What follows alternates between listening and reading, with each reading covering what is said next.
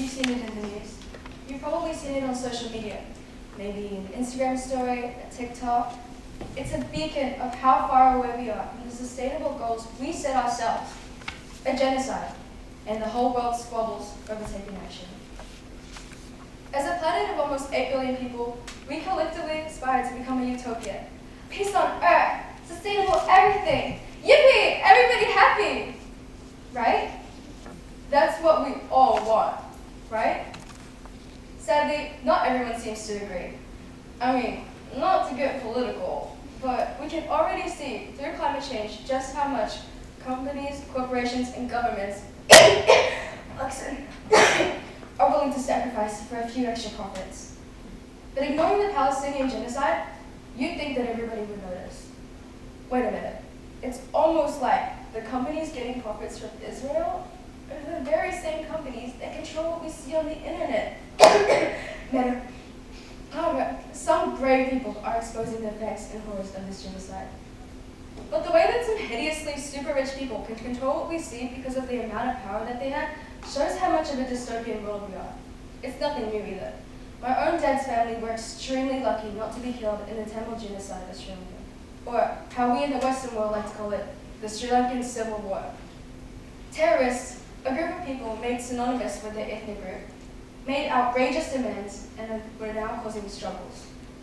They hid among the public, so bombing civilian areas, forcing displacement, and killing off the whole community was necessary?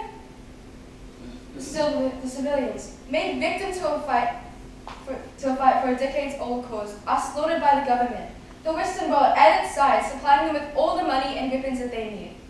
Once again, history repeats itself. While it's true that terrorists kick-started both main conflicts, two wrongs in a genocide do not make a right. To this day, the majority of the media cannot differentiate the innocent people from the terrorists. However, there are undeniable facts and footage about the horrors of genocide. The horrors of Palestine. We need to look beyond the media's skewed headlines. 37,232 Palestinians and 1,139 Israelis have been killed since October 7th at the time of writing.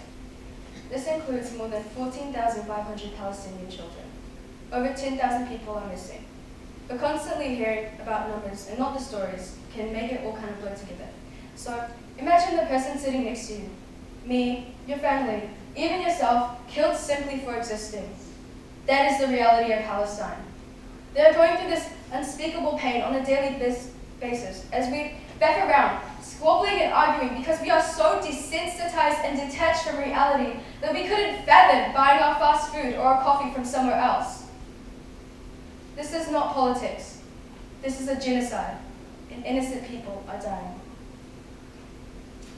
I'm not telling you this because I want you to be depressed. I'm not telling you this so you can go about your day, wake up, and forget about it. I'm telling you this so that these horrors motivate you to take action. That doesn't mean just #Free Palestine on your story for one day, but it can stop there if you want it to. It means protesting for a real ceasefire and sending aid, boycotting, donating to humanitarian organizations that help Palestine, like UNICEF, and especially realizing just how lucky we are to see clear blue skies at the window and not people dropping bombs on us. We are one world. We are on the edge of the future, and time is running out. In order to save our planet, we must save ourselves.